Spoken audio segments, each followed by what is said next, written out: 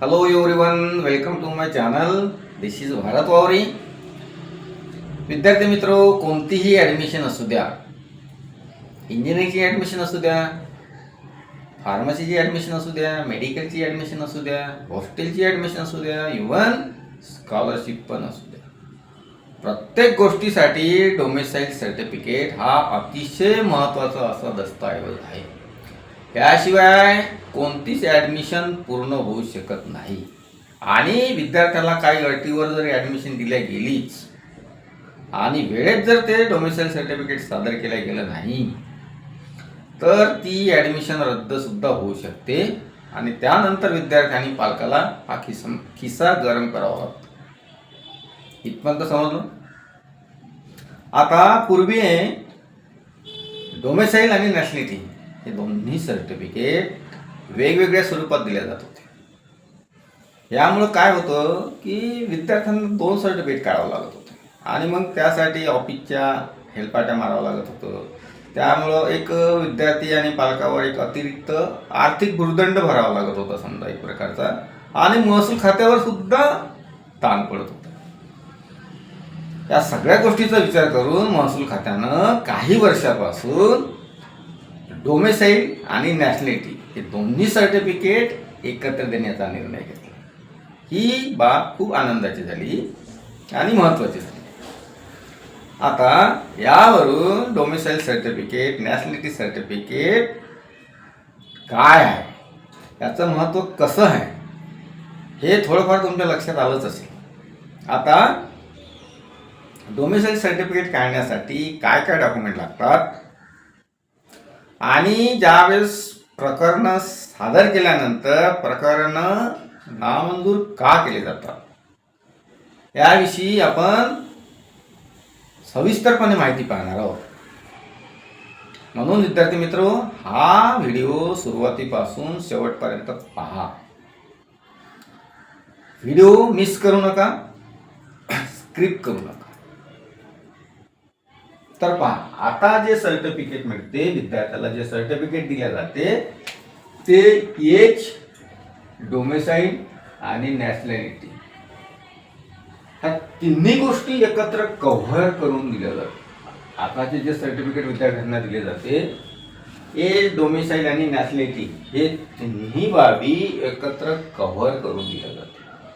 आता हे सर्टिफिकेट काढण्यासाठी डॉक्युमेंट काय काय लागतात बघा. School living certificate, birth certificate, passport किंवा बोनाफाईड सर्टिफिकेट, ह्या 4 पैकी कुठलं तरी एक डॉक्युमेंट विद्यार्थ्याकडे पाहिजे. आता विद्यार्थ्याकडे समजा स्कूल लिव्हिंग सर्टिफिकेट नाही, असं समजा ही कॉलेजमध्ये आहे, बर्थ सर्टिफिकेट सुद्धा नाही, पासपोर्ट विद्यार्थ्यांना अजून कोणता काढलेला नाही, मग विद्यार्थ्याला आधार घ्यावा लागतो, तो बोनाफाईडचा. शाळा कॉलेज विद्यार्थ्याला बोनाफाईड सर्टिफिकेट देतात, त्यामध्ये डेट ऑफ बर्थ आणि कास्ट मेन्शन करून देतात. प्रकरण तहसील कार्यालयामध्ये सादर केल्यानंतर 15 दिवस प्रकरण तहसील कार्यालयात राहते आणि 15 दिवसानंतर विद्यार्थ्याच्या हातात एक नामंजुरीचं पत्र मिळते की तुमचा अर्ज नामंजूर करण्यात आलेला आहे, कारण तुमच्या बोनाफाईड सर्टिफिकेटवर प्लेस ऑफ बर्थ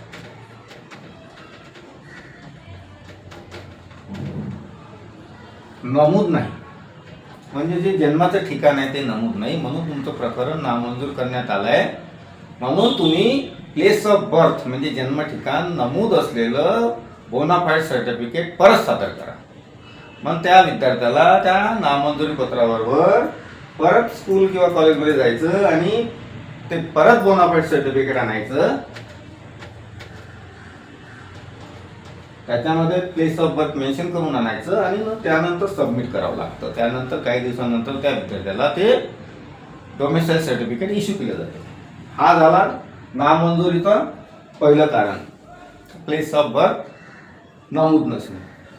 आता त्याच्या वडिलांच्या बाबतीत बघा, त्याच्या वडिलांकडे पासपोर्ट नाही, बर्थ सर्टिफिकेट नाही, मग LC आहे, स्कूल लिव्हिंग सर्टिफिकेट आहे, पण त्या स्कूल लिव्हिंग सर्टिफिकेटवर सुद्धा प्लेस ऑफ बर्थच्या ठिकाणी काहीच्या बाबतीत डॅश आहे आणि काहीच्या बाबतीत नॉट रेकॉर्डेड आहे.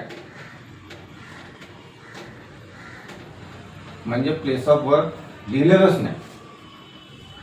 हे प्रकरण सुद्धा 15 दिवस तहसील कार्यालयात राहते आणि 15 दिवसानंतर त्या विद्यार्थ्याच्या हातामध्ये नामंजुरीचं पत्र मिळते की तुमच्या वडिलांच्या दाखल्यावर, शाळा सोडल्याच्या दाखल्यावर प्लेस ऑफ बर्थ नमूद नाही, म्हणून जन्म ठिकाण नमूद असलेला पुरावा सादर करावा. मग ते पॅरेंट्स एक ग्रामसेवकाकडे जातात किंवा तलाठ्याकडे जातात त्यांच्याकडून तसं, किंवा पोलीस पाटलाकडे जातात त्यांच्याकडून जन्म ठिकाण नमूद असलेलं सर्टिफिकेट आणतात आणि परत सबमिट करतात. त्यानंतर काही दिवसानंतर त्या विद्यार्थ्याला ते सर्टिफिकेट दिलं जातं. हे नामंजुरी, अर्ध नामंजुरीचं दुसरं कारण. आता रेशन कार्ड आहे, लाईट बिल, टॅक्स पावत्या किंवा 7/12 हे 10 वर्षाचं पाहिजे.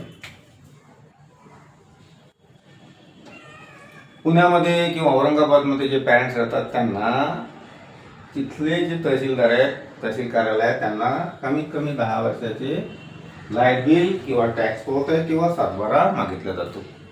गावाकडे हेच सर्टिफिकेट फक्त एक लाईट बिल किंवा एक टॅक्स पावती दिली तरी गावाकडे मिळतं. उदाहरणार्थ आता बघा, नागपूरचा एक व्यक्ती इथं राहतो, त्याच्या मुलासाठी डोमेसाईल सर्टिफिकेट काढायचं आहे. म्हणून त्याचं घर ॲक्च्युली नागपूरला आहे, पण त्याचा जन्म, मुलाचा जन्म सुद्धा नागपूरचा आहे, त्याच्या वडिलाचा जन्म सुद्धा नागपूरचा आहे. मग पुण्यामध्ये ज्यांच्या घरी ते राहतात त्यांचे 10 वर्षाचे लाईट बिल. आता 10 वर्षाचे लाईट बिल म्हणजे काय, आता सध्या 2026 हे साल सुरू आहे, पुढं मागं 10 वर्ष जायचं म्हणजे काय, 2016, 2016चं एक लाईट बिल, 2017चं एक लाईट बिल, असे 10 वर्षाचे 10 लाईट बिल. जर हे लाईट बिल सांभाळून ठेवलेले नसतील तर महावितरण ऑफिसमध्ये गेल्यानंतर तिथं एक अर्ज जर दिला तर अमुक अमुक नंबरचं मला CPL पाहिजे किंवा स्टेटमेंट पाहिजे, तर ते स्टेटमेंट देतात. ते स्टेटमेंट लावलं आणि एक संमतीपत्र केलं की हो सदर इसम माझ्याकडे गेल्या 10 वर्षापासून भाड्यानं राहत आहे, त्यांच्या मुलाला डोमिसाईल सर्टिफिकेट काढण्यासाठी मी माझे स्वतःचे लाईट बिल देत आहे, तरी त्यांना डोमिसाईल सर्टिफिकेट देण्यास माझी काहीही हरकत नाही, असं संमतीपत्र करून दिलं तर त्या विद्यार्थ्याला इथं डोमिसाईल नॅशनॅलिटी सर्टिफिकेट दिलं. आणखी डॉक्युमेंट आधार कार्ड आणि म्हणजे विद्यार्थ्याचं आणि त्याच्या पालकाचं किंवा वडिलांचं आधार कार्ड यासाठी लागतात, एवढे डॉक्युमेंट लागतात.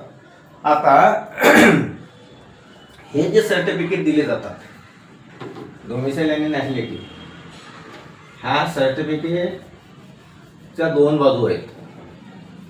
पहिली बाजू, जे पॅरेंट्स आणि जो विद्यार्थी प्रॉपर महाराष्ट्र राज्याचा रहिवासी म्हणजे काय, स्टुडंटचा जन्म आणि फादर महाराष्ट्राचा आहे,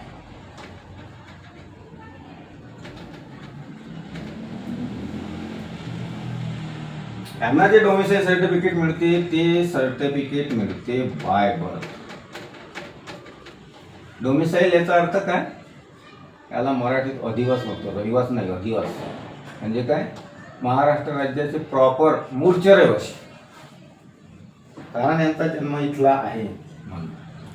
आणि असं पालक का, एखादा पालक समजा कर्नाटकमधून इथं आलाय, गेले 10 वर्षापासून इथं नोकरी करतोय आणि त्याने इथं स्वतःची जागा घेतली किंवा त्या जागेचं सेल डीड इथं आहे, त्याच्याकडे टॅक्स पावत्या 10 वर्षाचे आहे, त्याच्या मुलाला सुद्धा डोमिसाईल सर्टिफिकेट मिळू शकतं का, हा एक विषय आहे. कारण त्या विद्यार्थ्याचा जन्म कर्नाटक राज्यातला आहे, त्याच्या वडिलाचा जन्म कर्नाटक राज्यातला आहे, पण गेल्या 10 वर्षापासून तो इथे राहतो. 10 वर्षापासून 10 वर्षाच्या टॅक्स पावत्या त्याच्याकडे आहे. अशा परिस्थितीमध्ये सुद्धा इथल्या तहसीलदारांना त्या विद्यार्थ्याला डोमिसाईल नॅशनॅलिटी सर्टिफिकेट द्यावंच लागतं. पण त्याला जे सर्टिफिकेट द्यावं लागतं ते सर्टिफिकेट बाय बर्थ नसेल, ते सर्टिफिकेट बाय बर्थ नसेल, ते जे सर्टिफिकेट आहे ते सर्टिफिकेट बाय चॉईस. हे बाय बर्थ आणि बाय चॉईस. म्हणजे काय, त्यांचा जन्म महाराष्ट्र राज्यातला नाही, पण ते इथं येऊन गेल्या 10 वर्षापासून सेटलमेंट झाले आहे त्यांची इथं, त्यांच्याकडे त्यांचे प्रॉपर्टीचे पुरावे आहे, म्हणून त्यांना हे सर्टिफिकेट दिलं जातं. आता विद्यार्थी मित्र, हा फरक तुम्हाला समजला असेल या सर्टिफिकेट मधला बाय बर्थ आणि बाय चॉईस. आता आणखी एक उदाहरण सांगतो. उदाहरणार्थ दिल्लीचा एक व्यक्ती आहे, इथं रेल्वेमध्ये तो कामाला आहे आणि रेल्वेच्या क्वार्टरमध्ये 15 वर्षापासून राहत आहे. त्याच्याकडे त्याच्या नावाचं लाईट बिल नाही, टॅक्स पावती नाही, 7/12 वगैरे काहीच नाही. त्याच्या मुलाचा जन्म दिल्लीचा आहे आणि त्याचा स्वतःचा जन्म पण दिल्लीचा आहे. इथले तहसीलदार त्याला डोमिसाईल नॅशनॅलिटी सर्टिफिकेट देऊ शकेल काय, तर नक्कीच तहसीलदारांना ते सर्टिफिकेट द्यावंच लागेल. पण ते सर्टिफिकेट मिळेल त्याला बाय चॉईस, कारण त्याच्याकडे रेल्वेचं क्वार्टर अलॉटमेंट लेटर आहे.